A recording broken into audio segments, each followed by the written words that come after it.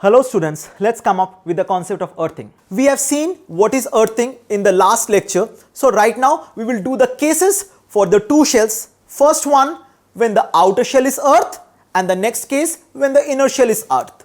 So one more small point before going into the topic. Earthing means potential of that body equals to the potential of the earth. And what is potential of the earth? The potential of the earth is assumed to be 0. So let's connect the outer shell with the earth. Let's connect the outer shell with the earth and inner shell be as it is. What was the initial condition? Initial condition में क्या था? Initial condition में Q1 था charge on the inner shell, Q2 था charge on the outer shell. अभी हम लोग ने क्या किया? हम लोग ने बाहर शेल को अर्थ से कनेक्ट कर दिया.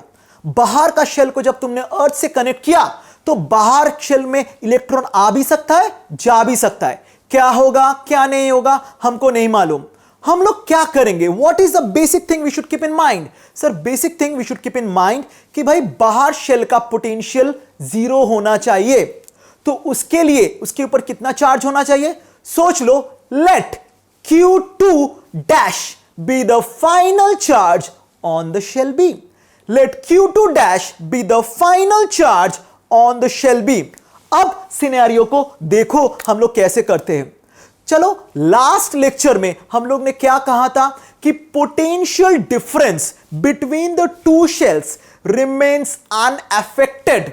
Potential difference between the two shells remains unaffected if we add or subtract any of the charges on the outer shell.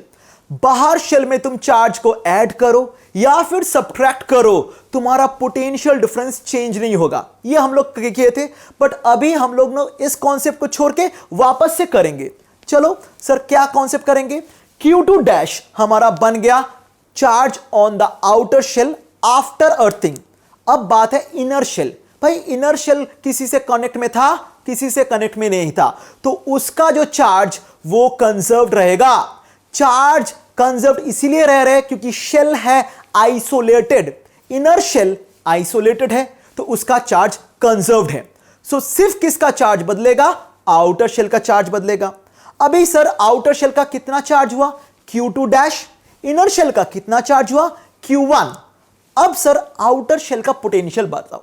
Outer shell का पोटेंशियल क्या होगा? सर आउटर शेल का पोटेंशियल होगा K Q1 बाई R2, क्योंकि पहला shell का बाहर है, plus K Q2 dash by R2, and this whole thing equals to 0. This whole thing equals to 0. Now इसको सॉल्व करो. इसको सॉल्व करने पर तुमको क्या नजर आएगा?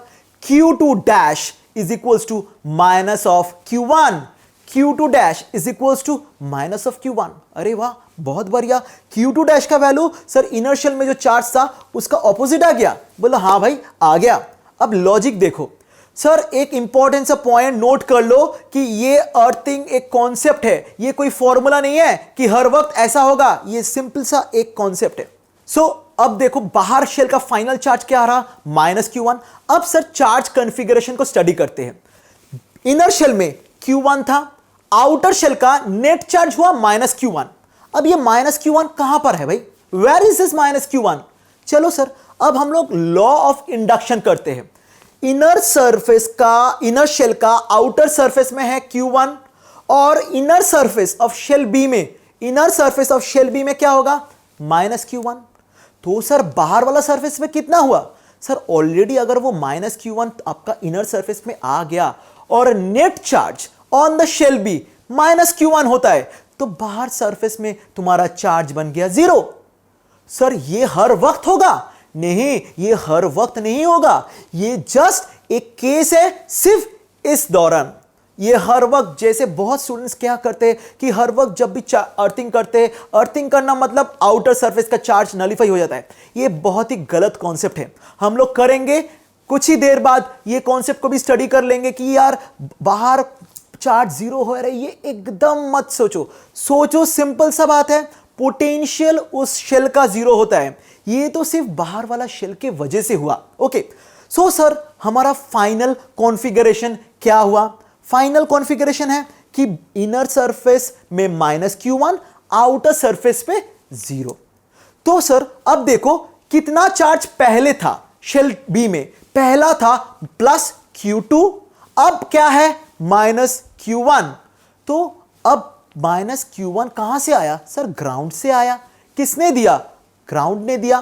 सो टोटल चार्ज फ्लो कितना हुआ? टोटल चार्ज फ्लो सर पहले वो +q2 को नलीफाई करने के लिए -q2 भेजा ग्राउंड से और -q1 एक्स्ट्रा भेजा उसके पास। तो टोटल ग्राउंड ने कितना चार्ज भेजा? -q1 भेजा और -q2 भेजा। फाइन, इतना चार्ज भेजा। अब नेक्स्ट क्वेश्चन आ सकता है कि कितना नंबर ऑफ इलेक्ट्रॉन्स ट्रांसफर हुआ?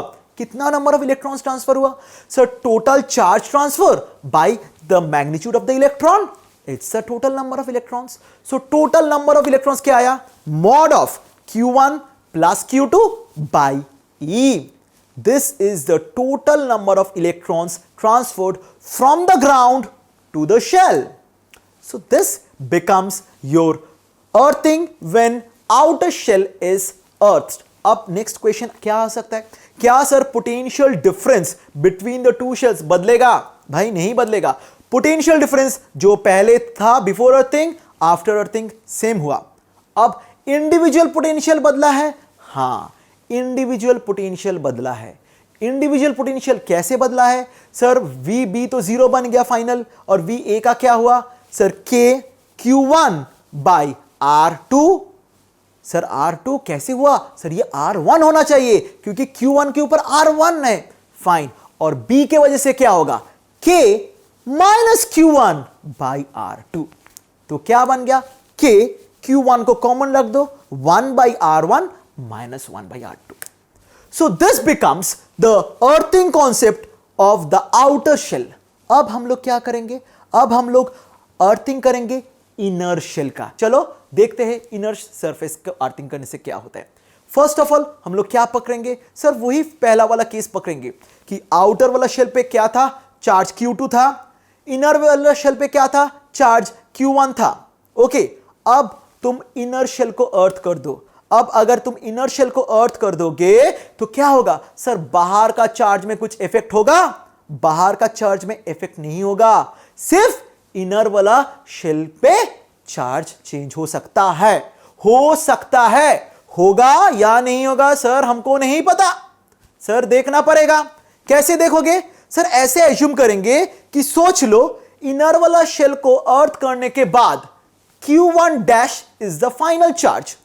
Q1 dash is the final charge. अब क्या करेंगे? Final potential on shell A, final potential on shell A क्या होना चाहिए? सर 0 होना चाहिए। सर अब कैसे करेंगे? फाइनल पोटेंशियल ऑफ शेल ए को हम लोग लिखेंगे कैसे? Sir K Q1 dash by R1 plus K Q2 by R2, and that should be equals to 0. That should be equals to 0. अब देखो एक बड़ा सा चीज, अब तुम K कैंसिल आउट हो गया? सर हो गया। अब Q1 डैश क्या बना? सर Q1 डैश बना -Q2 R1 by R2। Sir ये बहुत ब्यूटीफुल सा चीज है। ये क्वेश्चन बहुत कॉम्पिटिटिव एग्जाम्स में आया है, तो इसको ध्यान से देखो। -Q2 divided into R1 by R2 -Q2 whole multiply by R1 by R2। ये हुआ तुम्हारा final charge on shell 1। Sir अब बारी है, सर सबका पोटेंशियल बदल गया? भाई सबका पोटेंशियल बदल गया। सबका बदल गया? हाँ भाई सबका बदल गया। कैसे करेंगे? आ रहे सर। अब बात है सर ग्राउंड से कितना चार्ज आया या फिर कितना चार्ज नीचे गया? चलो एक काम करते हैं, पहले कितना था उसके अंदर? सर Q1 था एकदम। अब कितना है? Right now what? Right now है -Q2 R1 by R2। So first of all क्या हुआ? Sir this is a very easy topic. Charge transfer मतलब हुआ final charge minus the initial charge, final charge minus the initial charge, final charge क्या है, minus Q2 R1 by R2 minus initial charge क्या है, Q1, initial charge क्या है, Q1. So what's the change, sir minus common बाहर रख दो, Q2 R1 by R2 plus Q1. Total number of electrons कितना हुआ, सर वही चीज whole divided by e, mod ले लो बस, या फिर माइनस ई, कुछ भी तुम कर सकते हो, काम बन जाएगा. ये हुआ तुम्हारा net transfer of electrons from the ground to the inner shell. अब तुमको कोई भी चीज पूछ सकता है, क्या पूछ सकता है कि सर अब ए का जो पोटेंशियल है वो तो सर जीरो बन गया, अब बी का पोटेंशियल क्या होगा, अब बी का पोटेंशियल क्या होगा, सिंपल सा बात है सर. देखो के Q1 dash by R2 plus के Q2 बाई R2. तो sir K by R2 common रख दो, क्या लिखेंगे sir, Q2 minus, yes minus Q2 R1 by R2. सो क्या हुआ सर, Q2 को भी बाहर फेंक दो, अब क्या हो गया, K Q2 by R2, bracket डाल दो, 1 माइनस R1 बाई R2. अब सर क्या फाइनल एक्सप्रेशन क्या बना, K Q2 by R2 square R2 minus R1.